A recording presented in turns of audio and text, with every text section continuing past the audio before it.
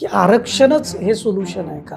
100 वर्षांनी का होईना जाती व्यवस्था नसावी असं नाही वाटत का आपल्याला? सरकारची इच्छाशक्ती असते, पण लोकांना काय पाहिजे हे खूप महत्त्वाचं असतं. याच्यातला कसा इन होतोय जन्माप्रमाणेच, आउट कोणीच नाही. ते डेमोक्रेसी उपकारावर नाही आहे, हक्कांवर आहे. तुम्ही असे लोक दाखवा मला की जे म्हणत आहे की बाबा आरक्षण नको आहे मला. तुम्ही पाहाल की मंत्र्यांची मुलं बाहेर देशात गेलेली. मी धनगर आहे असं म्हणण्यापेक्षा मी भारतीय आहे हे जेव्हा मी म्हणायला सुरुवात करायला लागेल माझ्यासारखे सगळे, तेव्हा मला वाटते बदल. नमस्कार, मी Deepak Darade. For the people न्यूजमध्ये आपलं सर्वांचं स्वागत आहे. मुद्द्यावर बोलू हा आपला मुलाखतीचा जो विशेष कार्यक्रम आहे, त्यामध्ये आज आपल्याकडे निमंत्रित आहेत ज्येष्ठ नेत्रतज्ञ डॉक्टर विकास महात्मे. आता आणखी सरांची वेगळी पण ओळख आहे, ते राज्यसभेचे खासदार पण होते भाजपकडून, आणि त्याहून पलीकडं ते पद्मश्री आहेत. त्यांनी जे सामाजिक कार्य केलं आहे, म्हणजे नेत्रचिकित्सा असेल, नेत्र शल्य विशारद म्हणून जे त्यांनी काम केलं, ह्या सगळ्या समाजकार्याचा एक त्यांचा गौरव म्हणून केंद्र सरकारनं त्यांना पद्मश्री दिलेली आहे. असे डॉक्टर विकास महात्मे आपल्यासोबत आहेत. त्यांच्यावर आज वेगवेगळ्या मुद्द्यांवरती आपण बोलणार आहे. सर, मनापासून स्वागत आहे फॉर द पीपल. नमस्कार, धन्यवाद.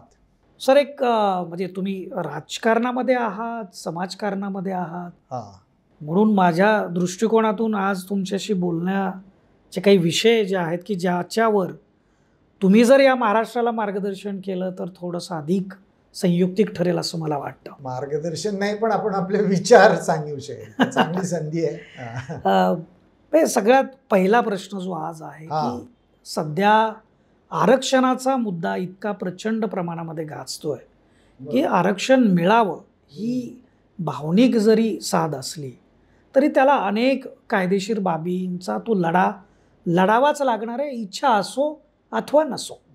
मग तो मराठा समाज असो, ओबीसी समाज असो, धनगर समाज असो किंवा आदिवासी समाज असो. आरक्षण मिळेल किंवा न मिळेल हे सर्वोच्च न्यायालय ठरवेल, त्यासाठीचा कायदा ठरवेल. परंतु आज जी परिस्थिती सुरू आहे महाराष्ट्रामध्ये आणि त्यातून जे काही वातावरण तयार झालेलं आहे, या सगळ्या आरक्षणाच्या लढ्याकडं तुम्ही तुमच्या नजरेतून कसं बघता? तुम्ही विचारलेला प्रश्न खूपच महत्त्वाचा असा आहे की आरक्षण हे खूप महत्त्वाचं आहे आणि ज्याच्यामुळे पुष्कळ शतकं जो समाज मागे होता तो समोर यायला त्यांना संधी मिळालेली आहे. पण तो काळ वेगळा होता ज्यावेळेस आरक्षण सुरू झालं, आणि आजचा काळ वेगळा आहे. मी म्हणत नाही की त्यांना आरक्षण नाही पाहिजे, मी पहिलं सांगतो की आरक्षण पाहिजे. पण आपण काय करतोय की तेव्हाचेच निकष आजही लावत आहे, त्याचा खूप मोठा प्रश्न आहे. आता मी आरक्षणाबद्दल तुम्हाला सांगतो. माझ्याकडे मातंग समाजाचे लोक आले होते. ते म्हणाले की आम्हाला नोकऱ्या मिळत नाही, आमच्या नोकऱ्या तर सोडा पण शिक्षणाची संधी पण नाही मिळत.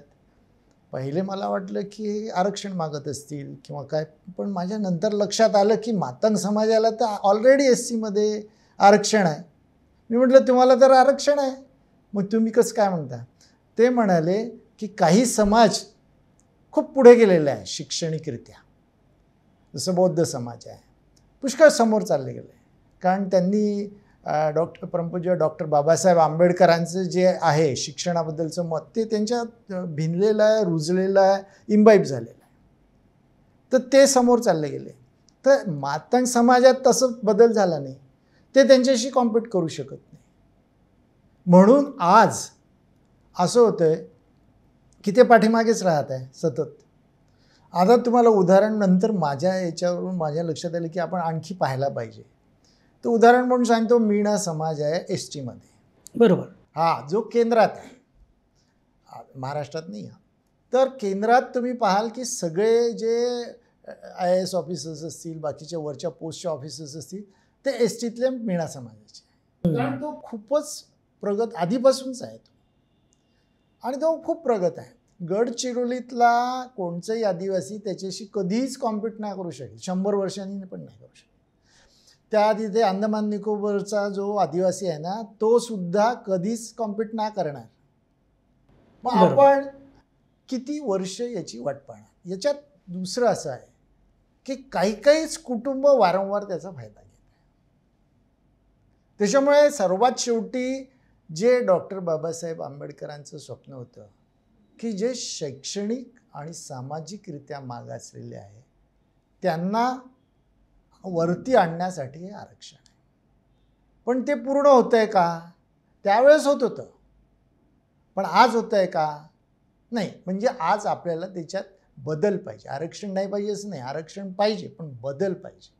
त्याच्यामध्ये काही निकष आणले पाहिजेत असं हा, निकषपेक्षा का बरं असावे ते सांगतो पहिले. कारण त्याचा प्लॅटफॉर्म ते कळल्याशिवाय, कारण की नवीन गोष्ट असते तर लोक पहिलेच ॲक्सेप्ट करायला तयार राहत नाही.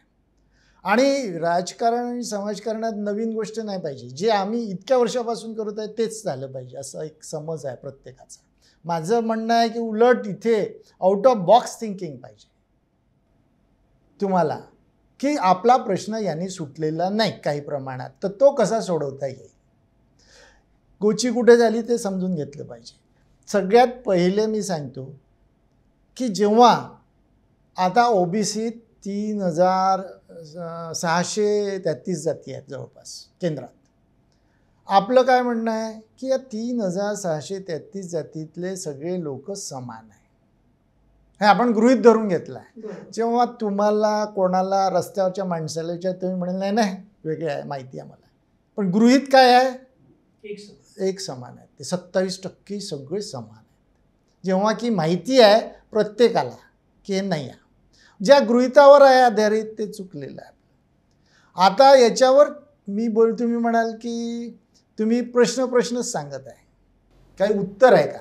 माझं तेच म्हणणं आहे, उत्तरासाठी सगळ्यांनी जर बसलं तर अजून चांगली उत्तरं निघतील. पण पहिले हे लक्षात घेतलं काय मी समजून घेण्याची गरज आहे. हा, समजून. गेल्या 75 वर्षामध्ये परिस्थिती सुधारली आहे, तर सुधारली आहे तर ती कोणाची सुधारली आणि मागे राहिलेले समोर जाणार आहे का? पुढे तरी शक्यता आहे का?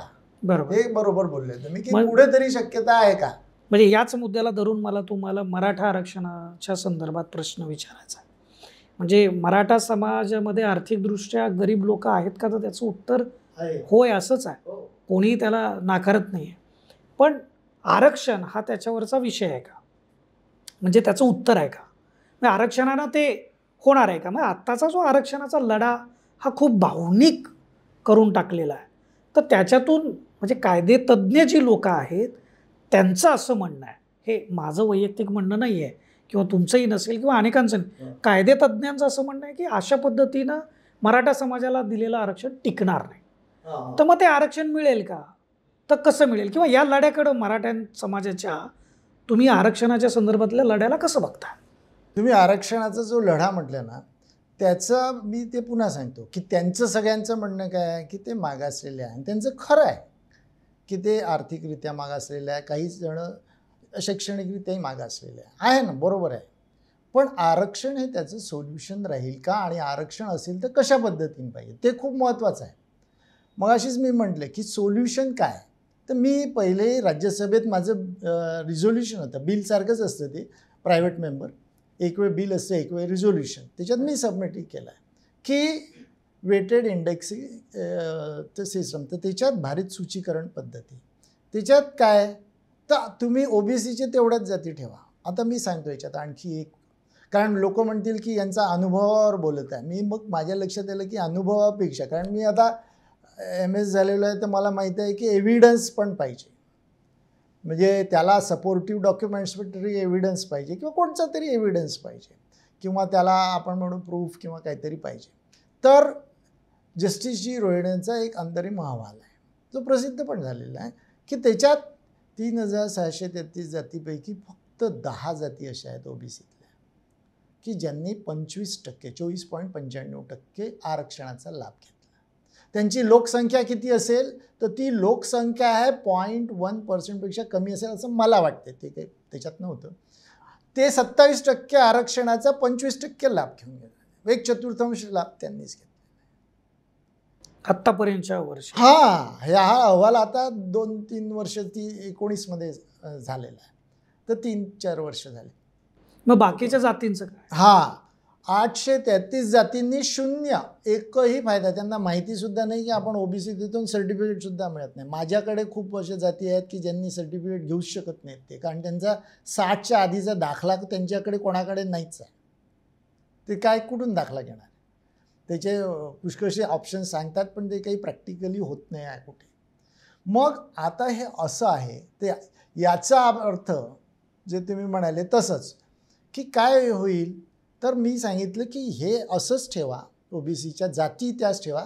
तर पुष्कळांनी म्हटलं की त्याच्यात सूचना जी आली होती त्यांना मी पण भेटलो होतो 3 वेळा, की मागासलेले, अति मागासलेले, अति मागासलेले, विशेष मागासलेले असे त्याचे तुम्ही 3600चे 5 गट केले तेव्हा प्रत्येक ह्याच्यात 500-600 जाती राहतील. पुन्हा त्याच्यात ते पहिल्या 10 जातीच सगळा फायदा घेतील. त्याच्यामुळे हा प्रश्न त्याने सुटत नाही. तर त्याचं उद्दिष्ट लक्षात घेतलं पाहिजे. उद्दिष्ट काय आहे की शैक्षणिकरित्या जो मागासलेला आहे, सामाजिक तर तुम्ही ओबीसी त्याच्यासाठी काढलं की ते सामाजिकरित्या मागासलेले आहे. म्हणजे आता राहिलं शैक्षणिक. ज्याचे आई वडील अशिक्षित आहेत त्यांना प्राधान्य काही पॉईंट्स देऊ. ज्याचं शिक्षण जिल्हा परिषद शाळेत झालं आहे, कॉर्पोरेशन स्कूलमध्ये झालं आहे, त्याला काही प्राधान्य द्या, काही पॉईंट्स देऊ. ज्याचं खेडेगावातून आलेलं आहे, 11वी-12वीत कोचिंग क्लासेस लावू शकतो का तो? आज कॉलेजमध्ये कोणी ॲडमिशन नाही घेत 11वीत, सगळे कोचिंग क्लासेसमध्ये ॲडमिशन घेतात. मग त्याला जर पाहिजे असेल तर तो किती त्याला स्ट्रगल करावं लागतं आहे, त्याला काही पॉईंट्स द्या. पण ते सगळं तुम्हाला किचकट वाटत असेल ना, तर माझं म्हणणं आहे की ज्याचे आईवडील अशिक्षित आहे, शैक्षणिकरित्या मागासलेला आहे तो, म्हणजे त्या क्रायटेरियातही बसून राहिला, त्याला प्राधान्य दिलं तरी पुष्कळ प्रश्न सुटेल.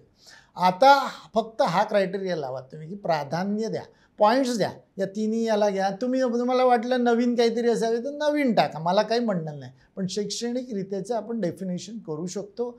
आणि आजकाल इंटरनेट आहे, सगळ्यांचं कोणी खोटं सर्टिफिकेट काढू शकणार नाही. सगळ्यांना माहिती राहील की हा तर 12वी पास झाला, माझ्यासोबतच होता, याचे वडील माझ्यासोबतच होते. मग त्याच्यामुळे काय होईल की हे आरक्षण आता ते तुम्ही मराठ्यांकडे वळू. तुम्ही म्हणाले तो प्रश्न पण खूप महत्त्वाचा आहे.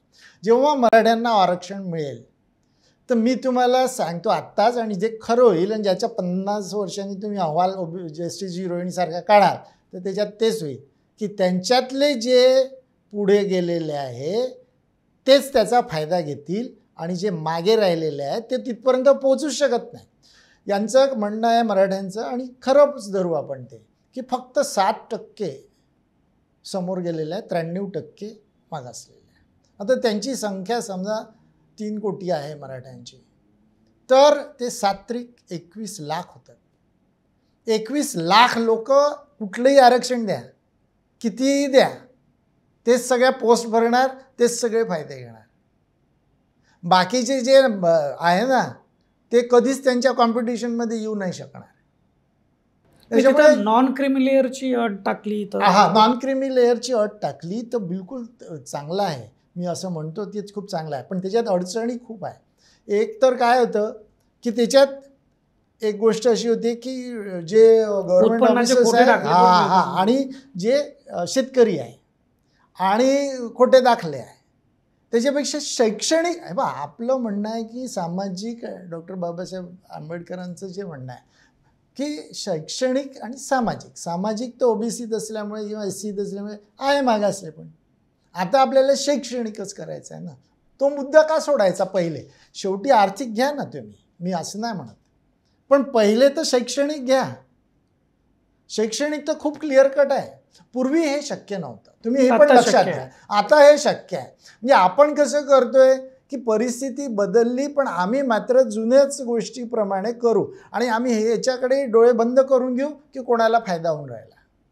आणि पुष्कळांना अशी इच्छा पण असते जे प्रगत झालेल्या, याच्या पाठीमागे असं वाटेल की फक्त हा फायदा आहे, हाच नाही, त्याचा मोठा अजून फायदा आहे. मी धनगर आरक्षणासाठी खूप मोठे मोठे मोर्चे काढलेले आहेत, त्याच्यामुळे मला माहिती आहे.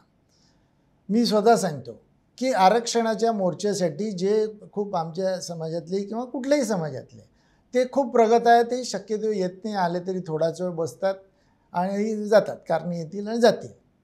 पण ते समाजाचे मेळावे भरवतील, त्याच्यासाठी जो निधी असतो तो ठेवतील आणि सगळ्या गोष्टी करतील जेणेकरून हा मोर्चा यशस्वी झाला पाहिजे. यशस्वी होण्याचा जेव्हा पेपरमध्ये येत नाही ते म्हणतात तुम्ही काहीच करत नाही, असा मोर्चा थोडी यशस्वी होतो. मोर्चे काढायला प्रश्नच नाही, तो काढला पाहिजे, मीच काढलेला आहे त्याच्यामुळे लोक, पण तो मग हिंसक वळणाकडे जातो. ज्याच्यामुळे बातम्या बनतात. आता तुम्ही पण पाहिलं बातमी त्याची जास्त बनते, आरक्षण मग त्याच्यामुळे अजून मुद्द्यावर आहे. तशा मग हे हिंसक वळणाकडे जातं. पण जेव्हा त्या लोकांच्या लक्षात येईल का याचा फायदा मला होणारच नाही, म्हणजे बाकी समाजाचं ओबीसीतल्या बाकीच्या हजारो जातींचं झालं, हा, तेच इथं हजारो कुटुंब पण त्यांना लक्षात आलं की शैक्षणिकरित्या हे पहिले प्रायोरिटी देणार आहे, माझे आईवडील सुशिक्षित आहे, मग मला याच्यात काही इंटरेस्ट नाही म्हणते. म्हणजे मराठा समाजाला आरक्षण द्यावं अशी तुमची भूमिका आहे. हो, परंतु या याच्यातून नाही तर डॉक्टर महात्मेच्या मुलाला ऍडमिशन मिळेल, पण जो मेंढपाळ आहे ना त्याच्या मुलीला ऍडमिशन नाही मिळू शकत कधी. बरोबर. अनेक उत्तर तुम्ही खरं तर तुमच्या या विवेचनामध्ये देताय.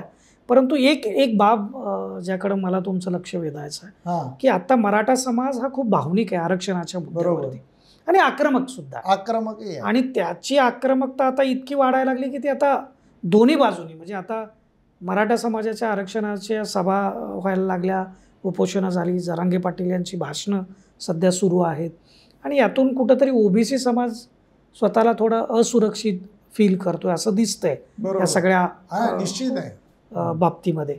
आणि आता ओबीसी समाजाकडून सुद्धा त्याला उत्तर देण्यासाठी सभा होत आहेत, मेळावे होत आहेत, मोर्चा निघतोय, उपोषणं होत आहेत. तर यातून मार्ग निघणार आहे का?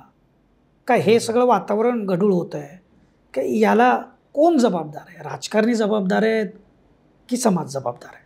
हो, मी सांगतो तुमचा प्रश्न एकदम योग्य आहे. पहिले पण मी सायंटिफिक असल्यामुळे का विचारलं ते पण तुम्हाला सांगतो, म्हणजे आमच्या प्रेक्षकांनाही ते कळेल. कारण विचारण्यामागचा उद्देश असा की समाज जर फक्त भावनिक झाला तर त्याला दिशा देणं, नेतृत्व देणं हे राजकारण्यांचं काम आहे, हे नेत्याचं काम आहे. ते योग्य होतंय का असं मला तुमच्याकडून समजून घ्यायचं. बरोबर, तुम्ही जे म्हणाल ते खूप महत्त्वाचं आहे. पण मी सांगितलं की जसं सायन्समध्ये जेव्हा कधी रिसर्च असेल तर आमचा इंटरेस्ट कशात आहे किंवा जसं फायनान्शियल इंटरेस्ट आहे किंवा तरी काय तर ते डिक्लेअर करतो. तसं मी माझं डिक्लेअर करून टाकतो की मी NT आहे, त्याच्यामुळे माझा कदाचित तुम्हाला झुकाव वाटेल, पण मी माझ्या मनाने पूर्ण प्रयत्न करेल की झुकाव एका भागाला होऊ नये. कारण स्वाभाविकरित्या म्हणून हे डिक्लेअर करून टाकतो की मी NT म्हणजे ओबीसीत आहे माझी, त्याच्यामुळे झुकाव असू शकतो असं लोकांना वाटेल, पण तसं नाही होणार. माझा पूर्ण प्रयत्न राहील. आता तुम्ही जे म्हणाले ते खूप महत्त्वाचं आहे की मराठा समाज पेटलेला आहे, हे झालेलं आहे. भावनिकरित्या जो शेवटचा प्रश्न तुमचा आहे तो खूप महत्त्वाचा याच्यासाठी आहे की आपण खूप भावनिक असू. जसं मला खूप राग आला त्यावेळेस मी निर्णय लवकर घेतो आणि ते असे टोकाचे घेतो आणि त्याच्यावर त्याच वेळेस तात्काळ कारवाई होते. म्हणजे त्यावेळेस विचार करत नाही आपण. विचार कसं आहे, भीती, राग, जेव्हा इवन प्रेम तुम्ही पाहाल की खूप जास्त असलं तर त्याचाही दुष्परिणाम होतो, म्हणजे ते पॉझिटिव्हनेस येतो. तर हे जे अत्युच्च भावना असतात त्या नेहमीच सगळ्यांनाच धोकादायक असतात. तर राग तर त्याच्यातल्या त्याच्यात जास्त आहे. आता हा प्रश्न राजकारणाचा आहे की समाज डेमोक्रेसीत माझ्या मते डेमोक्रेसी जे असते ते सगळं समाजावर अवलंबून असतं. आणि जर राजकारणाचं करण्याचं सर्वसाधारण इलेक्शनच्या वेळेस तरी स्वाभाविकरित्या असं असतं की लोकांना जे पाहिजे ते द्या आणि मतं मिळवा, कारण त्याची सिस्टम तशी बनलेली आहे. मी सगळ्यांना सांगतो, आता परवा राष्ट्रसंत तुकडोजी महाराजांचं आणि गाडगे महाराजांच्या बाबतचं एक कार्यक्रम होता. तर मी सगळ्यांना सांगतो त्यांनी आमच्या विदर्भात पशुबळी देवाजवळ द्यायचं जवळपास बंद आहे, आमच्याकडे कोणी देत नाही. कारण त्यांनी त्यावेळेस खूप प्रहार केले की देवाचं लेकरू आहे, सगळे लेकरं आहे आणि त्या देवाला कसं चांगलं वाटेल की तुम्ही देवासमोरच त्याला कापायचं आणि त्याचाच प्रसाद चढवायचा. तुम्हाला तुमच्या लेकराबद्दल असं झालं तर कसं वाटणार? चांगलं वाटणार आणि तरी तुम्ही आशीर्वाद देणार का ज्याने ते केलं आहे ते? अशा रीतीने प्रबोधन केलं तर तो पूर्णपणे तिथे बदलला. पण बाकी ठिकाणी बदललं का ते? माझ्या इथे मला माहिती आहे धनगरांमध्ये कितीतरी मेंढ्या देवासमोर आम्ही मला असं नाही म्हणायचं की नॉन व्हेजिटेरियन खायचं, हे देवासमोर करून त्याचा प्रसाद म्हणून भक्षण करायचं याच्याविषयी मला ऑब्जेक्शन आहे. पण हे माझं मी म्हणतो हा बदल राजकारणात गती घडवू शकतील का इकडे? कधीच नाही.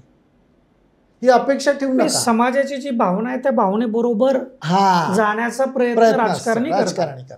बरोबर, कारण ती सिस्टम आपण जी ठेवलेली आहे ती तशी आहे. म्हणजे त्यांना निवडून यायचं. निवडून जर तुम्ही आले नाही तर तुम्हाला काहीच त्याच्या पुढे भविष्य पण मग नाही. समाजाचं जे ह्या ज्या सगळ्या कन्फ्युजन आहेत किंवा त्यांना जी समज देणं आहे किंवा समजून देणं आहे, समज देणं कदाचित चुकीचा शब्द होऊ शकतो, बरोबर, पण समजून देणं जे आहे समाजाला, योग्य दिशा देणं, योग्य कायदेशीर मार्गदर्शन करणं, ही भूमिका कोणी निभवायची?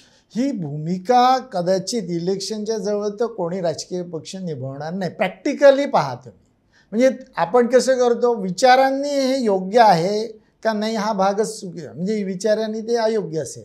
पण तुम्ही मला सांगा की ते मला निवडून यायचं नाही आहे, मला काही माझं राजकारणातलं माझं पूर्ण अस्तित्व गेलं तरी चालेल, पण मी समाजाला शिकवण देईल, अशा रीतीने सिस्टम नाही आहे आपली. आपण जी तर त्याला सामाजिक जे नेते आहेत, म्हणजे नेताच पाहिजे असं माझं म्हणणं आहे, मी असं नाही म्हणत, पण सामाजिकही नेते असतात ना, फक्त राजकीय थोडी असतात. तर त्यांनी भूमिका करू शकतात. राजकीय नेत्याने जेव्हा तो राजकीय आहे असं म्हटल्याबरोबर त्याला मतं, आणि ते तर त्याही सोबत तुम्ही निवडणुकीच्या वर्षी म्हणता, आणि त्याला एका जातीची मतं मिळवून उपयोग नाही, तो निवडून येऊ शकत नाही. बरोबर. खरं तर याच अनुषंगाने मला दुसऱ्या एका प्रश्नाकडे तुम्हाला न्यायचं आहे. तुम्ही धनगर समाजाच्या आरक्षणाच्या संदर्भामध्ये खूप मोर्चे काढले, हा उल्लेख पण केला, आणि तुम्ही ते नेतृत्वही केलेलं आहे. भारतीय जनता पक्षाचं सरकार गेली 10 वर्ष केंद्रामध्ये आहे. महाराष्ट्रातही मधला 2-2.5 वर्षाचा जर विषय सोडला तर महाराष्ट्रातही सरकार तुमचंच आहे. जे आश्वासन तुम्हाला 2014 मध्ये दिलं गेलं, धनगर समाजाचं ST मध्ये वर्गीकरण करणं, तर ते अद्यापही पूर्ण झालेलं नाही. अजूनही आता धनगर समाजाची उपोषणं सुरू आहेत, तुम्ही भेटीगाठी देत आहात. बरोबर. तर हे जे आरक्षण आहे धनगर समाजाचं, हे मिळण्यामध्ये नेमकी अडचण काय? म्हणजे केंद्रानं ठराव केला तरच ते होऊ शकणार आहे, इतकं उघड सत्य तिथं आहे? कारण हा विषय राज्याच्या अखत्यारीत नाहीच आहे. तर एवढं सरळ सोपं असताना केंद्रामध्ये तुमचं बहुमतामध्ये सरकार आहे, तुम्ही सगळे लोक केंद्राला का नाही सांगत आहे, मोदीजींना का नाही सांगत आहे? कुठं सगळी ही अडचण आहे? तुमचा प्रश्न बरोबर आहे, एकदम बरोबर आहे. आता हे अडचण कुठे आहे हा महत्त्वाचा प्रश्न आहे. अडचण अशी आहे याच्यात माझ्या मते, म्हणजे कोणी असं नाही की बा कोणी मला सांगितलेलं आहे किंवा पक्षाने सांगितलं असं नाही म्हणत मी, किंवा पक्षातल्या कोणा व्यक्तींनी सांगितलेलं आहे असं नाही. माझ्या मते काय आहे की जसं तुम्ही म्हणाले मराठ्यांच्या ह्याच्याबद्दल OBC त्याच्या विरोधात, कारण OBC जर मराठे आले तर OBCला धक्का लागेल आणि ते लोक नाराज होतील, कारण ते साधारण 30%, 52% OBC हे सगळे एकत्र मिळून पुन्हा 27%, आणि जे प्रगत आहेत तेच पूर्णपणे लाभ घेतील पुन्हा. म्हणजे राजकारणात आता सध्या असं आहे की ज्या काही स्थानिक स्वराज्य संस्था आहेत त्याच्यात निवडणुकीमध्ये OBCला काही रिझर्वेशन आहे. आता आपल्याला माहिती आहे की 50% का 60%च्या वरती मराठा समाज जे ग्रामपंचायतपासून ते जिल्हा परिषदपासून आमदार असो खासदार असो याच्यात मराठे आहे, आणि ते जर पुन्हा OBCत आले तर हे आरक्षणात धनगर, वंजारी, तेली, माळी हे लोकांना काहीतरी जागा मिळते. मी सांगतो, मला कधी कधी म्हणजे लोकांना चांगलं वाटतं की डॉक्टर महात्मे धनगरांमधला पहिला खासदार राज्यसभेत जाणार आहे, पण मला वाईट वाटतं याचं का इतक्या वर्षातून एवढ्या मोठ्या समाजातून मी पहिला आहे इतक्या वर्षांनी. म्हणजे काय राजकीय नेतृत्वच नाही आमच्या ह्याच्यात.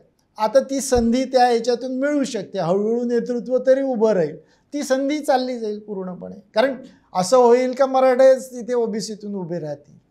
म्हणजे जसं तलावात छोटे मासे खूप आहे, एक मोठा मासा टाका, तो मोठा मासा सगळ्यांना गिळंकृत करतो, तसं होईल. हे आपण लक्षात घेतलं पाहिजे.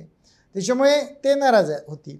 तसंच इकडे पण असं आहे की जे ST मध्ये ऑलरेडी आहेत, शेड्यूल ट्राईबमध्ये, त्यांना भीती वाटते की धनगर आले तर आमचे आरक्षण काय. धनगरांची संख्या तशी 3.5% ऑलरेडी सरकारने रिझर्वेशन दिलेलं आहे NTचं, म्हणजे 3.5%च्या वरतीच आहे. आम्ही तर म्हणतो पुष्कळ जास्त आहे, पण ठीक आहे. तर 3.5% 7% आले तर काय.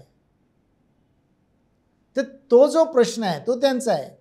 आणि त्यांना ऑलरेडी रिझर्वेशन आहे, त्याच्यामुळे त्यांच्यातल्या छोट्या छोट्या जातीतलेही पुष्कळसे आमदार आहेत आणि हे सगळे आमदार एकत्र कुठल्याही पार्टीचे असले तरी एकत्र येतील.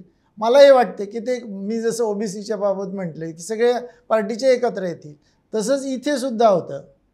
त्याच्यामुळे तो विरोध खूप मोठा आहे. म्हणजे हा प्रश्न सोडवण्याचं असं आहे जसं मराठा ओबीसीचा एक, तसं हा पण आहे. हा महत्त्वाचा भाग आहे. म्हणजे ही राजकीय अडचण आहे. राजकीय अडचण निश्चितच आहे, निश्चित आहे. हे मी सांगतोय. मला पण याला सोल्युशन का असो? मी सोल्युशनही देतो, कारण माझं नेहमी असं म्हणणं असते की आपण सोल्युशन द्यायचं काम आहे माझं काम फक्त प्रॉब्लेम सांगायचं नाही आहे. सोल्युशन खूप महत्त्वाचं आहे. प्रत्येक जण आम्ही आमचं पाहतोय आणि दुसऱ्याचं काही नाही, अशा पद्धतीने प्रश्न सुटूच शकत नाही. आपल्याला सरकारला नेहमी सोल्युशन्सही प्रोव्हाइड केलं पाहिजे, त्याच्यात सुधारणा करत करत चर्चा करून हा प्रश्न सुटत असतो. तर सोल्युशन असं आहे की माझं असं म्हणणं आहे की काश्मीरमध्ये मी गेलो होतो, तिथे ABCD असे 4 भाग केले एसटीचे. मी म्हणतो इथे पण करा ना, आम्हाला 3.5% एसटीचं द्या, AB करा. NTचं जसं ABCD केलं, हा ABCD केलं तसं करा. म्हणजे त्यांचं म्हणणं पण बरोबर आहे ना. जरी मी धनगर असेल तरी मला असं वाटतं की जेव्हा मी सगळ्यांच्या दृष्टिकोनातून पाहिजे तर मला असं वाटतं की त्यांचंही म्हणणं बरोबर आहे. आणि मला असं माहिती आहे की धनगरांचं म्हणणं पण बरोबर आहे, कारण मीच मोर्चे काढलेले आहे. तर सोल्युशन्स आहेत ना त्याला, आणि ते सरकारकडे माझ्या मते हे सगळं समजून घ्यायला किंवा याला वेळही नसतो, आणि बाकीचे लोक पण समजून घ्यायच्यापेक्षा आपापलं म्हणणं कसं रेटता येईल असा भाग घेतात. त्याच्यामुळे जेव्हा तुम्ही दुसऱ्या प्रकारे विचार करायला पाहिजे, त्याच्यासाठी जो वेळ द्यावा लागतो. टेक्नॉलॉजीवाले इतके फास्ट का समोर जाऊ शकतात आणि राजकारण समाजकारणात फास्टनेस लवकर का नाही आहे, तो याच्याचमुळे. मला त्याच्यामध्येच तुम्हाला विचारायचं आहे की मग याचा एंड काय? आता जे धनगर आरक्षणाचे लढे सुरू होत आहेत, कारण उपोषण आहे, उपोषणाला बसले, रस्त्यावर यायचे बाकी आहेत. आता मराठा समाज आला, ओबीसी समाज आला, आता धनगर समाज, मग पुढे आदिवासी समाज, म्हणजे हे सगळे रस्त्यावर येणारच आहेत आणि निवडणूक आलेलीच आहे. तर मग आता जर याला एंड होत नसेल, सरकारकडून हे सोडवण्याची इच्छाशक्ती पूर्ण होत दाखवली जात नसेल, तर कसं करायचं, याच्याकडे कसं बघायचं? सरकारची इच्छाशक्ती असते, पण लोकांना काय पाहिजे हे खूप महत्त्वाचं असतं. सर्वात शेवटी मी म्हटलं की तिथे लोकांना समाधान मिळेल का, हा प्रश्न जास्त महत्त्वाचा आहे. आणि लोकांना तुम्ही दोघांचं समाधान नाही करू शकत. दोघांचं समाधानही करू शकतो, पण त्याच्यासाठी जो वेळ लागतो आणि ते जे समजावून सांगणं असतं तो वेळ कमी असतो. आणि दुसरं ते कोर्टात सुद्धा कोर्टात किंवा कायदेशीर टिकलं पाहिजे, हे महत्त्वाचं आहे. ह्या सगळ्या विश्लेषणाच्या नंतर मला आवर्जून एका मुद्द्यावरती तुम्हाला विचारायचं आहे की आरक्षणच हे सोल्युशन आहे का? आपण मूळ मुद्द्याकडं कोणीच बोलत नाही, ना राजकीय नेते तर बोलणारच नाहीत, पण समाजही कोणी त्याच्यावरती बोलत नाही. जर तुमच्या मुलांना उत्तम शिक्षण मिळालं आणि ते दर्जेदार असेल, ते माफक शुल्कामध्ये असेल, तुम्हाला जर उत्तम दर्जाच्या आरोग्य सुविधा मिळाल्या आणि तुम्हाला उत्तम सुविधा सगळ्या मिळाल्या, तर आरक्षणाची गरज मला नाही वाटत कोणाला भासेल. परंतु या मूळ मुद्द्यांकडे, म्हणजे शेतीमध्ये पिकवलेल्या मालाला जर उत्तम भाव मिळाला तर आज मराठ्यांचं आंदोलन उभा राहिलं नसतं. कारण त्याचं असं आहे की बहुतांश मराठा समाज हा शेतीवरती होता, ओबीसी समाजही शेतीवरतीच होता, म्हणजे ह्या लढाया झाल्या नसत्या असं मला वाटतं. पण शेतीच्या मालाला भावच मिळाला नाही, त्याच्यामुळं शिक्षणाची गरज भासायला लागली, नोकरीची गरज भासायला लागली. खाजगी क्षेत्रामध्ये फारशा नोकऱ्या उपलब्ध नसल्यामुळं किंवा नोकऱ्या लगेच जातात, नोकरी जाते किंवा काढून टाकलं जातं, म्हणून एक सुरक्षित वाटावं म्हणून आपण सरकारी नोकरीमध्ये येतो की एकदा लागला की बाबा रिटायर्डच आहे आणि पुन्हा पेन्शनची योजनाच आहे काय. तर या सगळ्याकडं कोणीच बोलत नाही. म्हणजे हे जर विषय मिटवले तर आरक्षणाचा जो तिढा आहे किंवा जो लढा आहे तो जो तीव्र झाला आहे तो आपोआप कालांतरानं कमी होऊ शकतो. किंवा कालांतरानं जे आंबेडकरांचं स्वप्न होतं की कालांतरानं तुम्ही हे आरक्षण अगदी काढून टाकून द्या, तर हे होऊ शकतं का? शक्य नाही आहे ते. मी प्लेनली सांगतो, 100% सांगतो. मी एकदम टॉपवर आहे. मी माझी समजा माझी बायको IAS ऑफिसर आहे, मी IAS ऑफिसर आहे. नंतर माझे 2 मुलंही IAS ऑफिसर आहे, नातवंड झाले. आरक्षण पाहिजे आहे मला, आणि आरक्षणाने त्यांना IAS ऑफिसरचं मिळत आहे मोठी जॉब. ते कशाला सोडणार आहे? आणि त्यांनी का म्हणावं आमचं आरक्षण बंद करा? तुम्ही असे लोक दाखवा मला जे 0.1% आहेत की जे म्हणत आहे की बाबा आरक्षण नको आहे मला. तुम्ही पाहाल की मंत्र्यांची मुलं बाहेर देशात गेलेले आहे आरक्षणाचा लाभ घेऊन. मग कसं काय तुम्ही समजता की हे सर्व सोयी त्यांना कोणची सोय नाही आहे का? या IAS ऑफिसर, डॉक्टरही म्हणतो मी का IAS ऑफिसरचं लोकांना, नाही तर माझ्यासारख्या डॉक्टरचाही तोच भाग आहे. सोडणार कशाला? आणि का सोडावं त्याने? म्हणजे सगळ्यांनी उपकार करावे असं लोकशाहीत अपेक्षितच नाही आहे. आपल्याला पद्धत अशी पाहिजे की त्याचा हक्क आहे त्याला मिळालं पाहिजे. आपण लोकांनी उपकार सगळ्या सुविधा मिळाल्या तर काय करा? काहीच नाही ना. ज्याला आरक्षण पाहिजे तो तर लाभान्वित झालेला आहे, तो वर्ग कधीच सोडणार नाही. का सोडेल? मी ते सांगतो ना, बाकीचे सर्व डॉक्टर्स आहे किंवा IAS ऑफिसर साधारण आहे, सर्वसाधारण आहे, पण आहेत. पण तरीसुद्धा हे जे सगळ्यात काही तर 5% तर राहतील लोक, हे का सोडतील? ते म्हणतील सगळ्यांना उलट सोबत घेऊन. जोपर्यंत या लोकांना फायदा आहे तोपर्यंत हे समाज टिकवण्यातच येतील. माझं म्हणूनच ते म्हणणं आहे की या वर्गाला जोपर्यंत आपण म्हणत नाही की तुमचे आईवडील अशिक्षित नाही ना, मग तुम्ही बाहेर आहे. इनडायरेक्टली आहे बाहेर. म्हणजे डायरेक्टली का नाही आहे? कारण जर कोणी कॅन्डिडेटच नाही मिळालं तर त्यांनाही मिळेल आहे. माझं तसं म्हणणं आहे. कॅन्डिडेट नाही, पण हळूहळू त्यांच्या लक्षात आलं तर ते आज ते उलट समाजाची संमेलनं भरवतील. ते म्हणतील पहा तुमचं आरक्षण काढून राहिलेलं आहे. त्यांना माहीत आहे का मला घ्यायचं आहे, यांना मिळणार नाही हेही माहिती आहे. मी सांगतो, मी एका सभेत गेलो होतो, खूप गरीब लोक समोर बसलेले होते. आम्ही म्हणतो OBCतलं क्रीमी लेअर गेलं पाहिजे. तेही म्हणतात OBCतलं क्रीमी लेअर गेलं पाहिजे. त्याच्यातला किती जणांना मी विचारलं की BPL किती आहे, हातवरती करा. सगळ्यांनी हातवरती केले. त्यांच्याकडे BPLचे कागद आहे. आता माझ्यासारखे जेव्हा क्रीमी लेअरमध्ये जातील आणि मी फायदा घेईल तर त्यांना फायदा होणार आहे का? बिलकुल. मग मी काय करतोय? मी मोठा आहे, माझ्याप्रमाणे समाजाला बदलवतोय. मी म्हणतो की क्रीमी लेअर गेली पाहिजे. म्हणजे मला माहीत आहे माझ्या पोराला सरकारी नोकरी मिळेल नाही, हे सगळे रस्त्यावर उतरतील त्याच्यासाठी. या गोष्टी काहीच नाही होऊ शकत. हे आपल्याला असं करताच ते येणार आहे. आपल्याला नवीन पद्धत लागेल. आपण काय करतोय की कोणीतरी उपकार केल्यासारखं. डेमोक्रेसीत उपकारावर नाही आहे, हक्कांवर आहे. आणि पण मग मराठा समाजातले जे तरुण आहेत, मुलं मुली आहेत, जे शिकतात, त्यांचं असं म्हणणं आहे, त्यांच्या प्रतिक्रिया तुम्ही सगळे लोक ऐकत असाल की त्यांचं असं म्हणणं की आम्हाला मार्क आहेत पण आम्हाला जागा मिळत नाही, कारण आरक्षणामुळं कमी मार्कवाले, कमी पर्सेंटेजवाले पुढे जाऊन जागा घेतात. म्हणूनच तर म्हणतो प्रत्येक जण आरक्षण, जरी ते मुलामुलींचं मी म्हणतच नाही, आरक्षण पाहिजे असेल तरी त्या लोकांना शैक्षणिकरित्या मागासलेलेचे काही तर निकष लावा तुम्ही. म्हणजे हे नव्यानं निकष तयार करावे लागतील. जाती तीच राहू द्या, मी धनगर तेच राहू द्या, पण डॉक्टर महात्मे नको आहे आपल्याला. त्यांचा मुलगा नाही आला पाहिजे. क्रीमी लेअर नका हटवू, किंवा काहीतरी शैक्षणिक टाका क्रीमी लेअर हटवायची असेल तर. किंवा कारण क्रीमी लेअरचे तुम्ही जसं सांगितलं की कोणी सर्टिफिकेट आणते, काही आणते, पण काहीतरी तर शैक्षणिक टाका.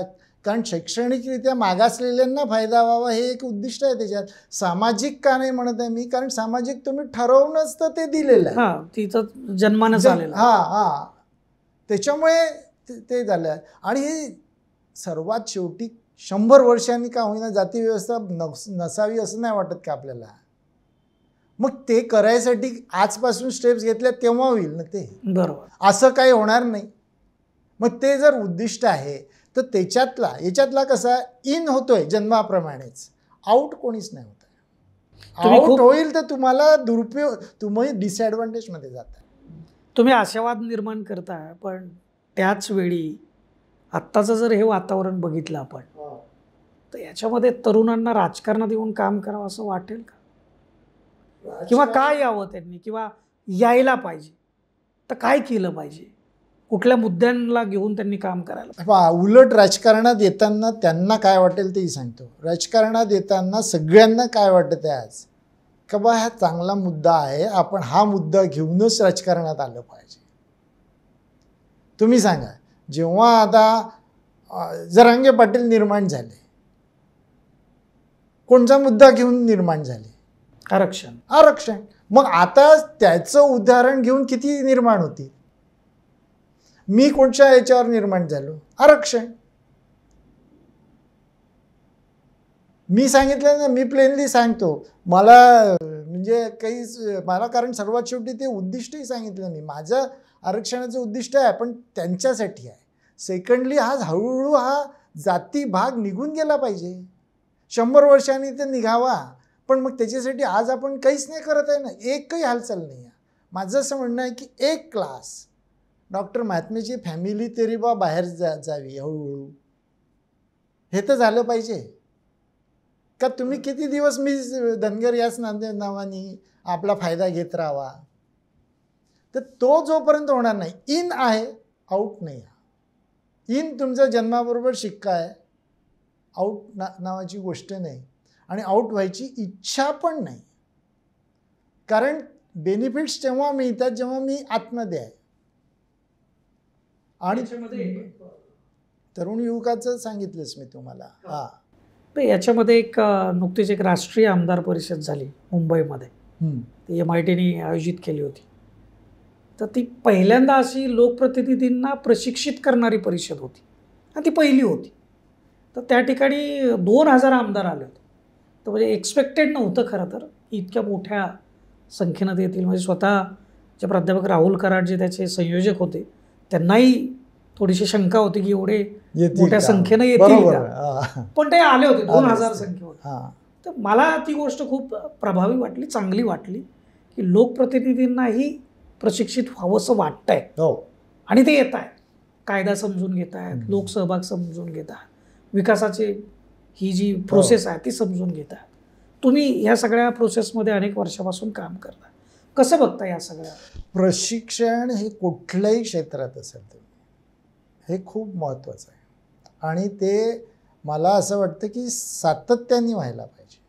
फक्त असं नाही, इव्हन आमचं होतं, म्हणजे तिथे पार्लमेंटच्या याच्यात होतं, इथे आमदारांचं होतं, नवीन आमदार किंवा नवीन होतं, पण ते 2-3 दिवसाचं असतं. पण त्यांनी फायदा निश्चित आहे, पण त्याचा अर्थ एक वेळ झालं की झालं असं पण नाही. आता पुढच्या वर्षीची जी आहे ती गोव्यात आहे, त्याच्या पुढच्या वर्षी कराड साहेबांनी जे करत आहे ते तर अतिशय चांगला. मी त्यांच्या संस्थेला पण दिलं आणि ती जे संस्था आहे काय डेमोक्रेसी मिटसॉक for school of governance, school of governance, बरोबर. त्याच्यात मी स्टुडंट म्हणून पण एंट्री घेणार होतो, कारण मला असं वाटलं होतं की त्याचा फायदा होईल आणि कुठेतरी कारण हे अतिशय आवश्यक आहे. म्हणजे आता हे का विचारलं मी, कारण आत्ताचे जे हे सगळे प्रश्न निर्माण होत आहेत, मग सामाजिक असतील, आर्थिक असतील, विकासाचे असतील, तर हे कुठंतरी मूलभूत बैठक विचारांची तुमची क्लिअर होणं हे प्रशिक्षणाच्या शिवाय होऊच शकत नाही. आणि प्रशिक्षणाने आता समजा तुम्ही म्हणाले तेवढे आमदार जर असतील तर जी चर्चा होते ती खूप महत्त्वाची राहते. म्हणजे असं काहीच नाही की प्रशिक्षण देणारा शिकवून राहिला असंच राहतं असं नाही आहे. त्याच्यातला प्रत्येक व्यक्ती एकमेकांच्या विचारांचे मी सांगतो सगळ्यांना, मी तुम्हाला 100 रुपयाची नोट दिली आणि तुम्ही मला 100 द्याल तर 100-100च रुपये राहतील. पण तुम्ही मला एक विचार द्या, मी तुम्हाला एक विचार देतो, दोघांजवळ 2-2 विचार राहतील. त्याच्यामुळे हा चुकीचाच भाग आहे. प्रत्येकजण कुठल्या ना कुठल्या क्षेत्रात आज प्रावीण्य मिळवलेला असतो, त्याच्यामुळे नेहमीच फायदेशीर राहील. ते प्रशिक्षण हा भाग पाहिजेच. खूप खूप धन्यवाद सर, तुम्ही वेळ दिलात आणि या आरक्षणाच्या विषयावर खास करून अतिशय मनापासून तुमचे विचार मांडलेले आहेत की जे समाजाला कदाचित दिशादर्शक ठरतील, मार्गदर्शक ठरतील आणि यातून अनेक लोक बोध घेऊन हा तिढा कुठंतरी जो संघर्षाकडे निघाला तो कुठंतरी योग्य दिशेनं जाईल ही अपेक्षा ठेवतो. नक्कीच. आणि मला असं वाटतं दीपकजी की तुमच्यामुळे एक नवीन विचार लोकांपर्यंत पोहोचला पाहिजे. कारण कसं आहे, याच्यात आपण अडकलेलो आहे. हे पायात बेडी घालून प्रोग्रेस करण्यासारखं होऊन राहिलेलं आहे. आणि त्याचा जोपर्यंत तुम्ही जसं आता हा विचार पोचवा, मी म्हणत नाही की माझा विचार घ्या, पण नवीन विचार पाहिजे हे तरी रुजलं तर पिढी खूप म्हणजे सेन्सिटिव्हही आहे आणि विचार करून नवीन निर्माण करू शकता. पण नवीन करायला पाहिजे आता, हे जरी झालं. आणि मला विश्वास आहे तुम्ही ज्या पद्धतीने करता काम, त्याच्यामुळे मला विश्वास आहे की हे नक्की होईल. आणि सुरुवात, मला खूप आनंद झाला की सुरुवात कुठेतरी होते आहे की आरक्षणाची दिशाच वेगळी असावी, म्हणजे जेणेकरून भारत जो आपल्याला पाहायचा आहे पुढचा, आत्ता 6 महिन्यांनी इलेक्शन आहे त्यात तो नाही आहे भाग, नंतरचा युवा पिढीचा नंतर काय होईल, त्यांना काय काय मिळेल, हे तेच ठरवण्यात येईल या पॉलिसीजमुळे. आणि त्या पॉलिसीतला बदल झालेला आपल्याला जर पाहायचा असेल, पूर्ण नवीन भारत ज्याच्यात जातीय तेढ नाही आहे, जातीयता नाही आहे आणि आम्ही सर्व भारतीय आहो, हे पहिले जेव्हा म्हणेल, मी धनगर आहे असं म्हणण्यापेक्षा मी भारतीय आहे हे जेव्हा मी म्हणायला सुरुवात करायला लागेल माझ्यासारखे सगळे, तेव्हा मला वाटते बदल होईल. आणि तुमच्यापासून याची सुरुवात झाली, याच्याबद्दल तुम्ही ती केली, त्याच्याबद्दल खरंच मनापासून तुमचे आभार मानतो. Thank you sir. हे होते डॉक्टर विकास महात्मे, ज्यांनी धनगर समाजाच्या आरक्षणासाठी मोठा लढा तो उभा केला, परंतु नवीन भारताची जी व्याख्या आहे ती सुद्धा त्यांनी मांडलेली आहे. नव्या भारतामध्ये आपण भारतीय असायला हवं, ही सुद्धा अपेक्षा व्यक्त करताना ती कशी निर्माण होऊ शकते याचं सुद्धा मार्गदर्शन त्यांनी केलं. आपल्याला त्यांचे विचार कसे वाटतात या संदर्भात या व्हिडिओच्या खालील कमेंट बॉक्समध्ये आपण जरूर लिहा.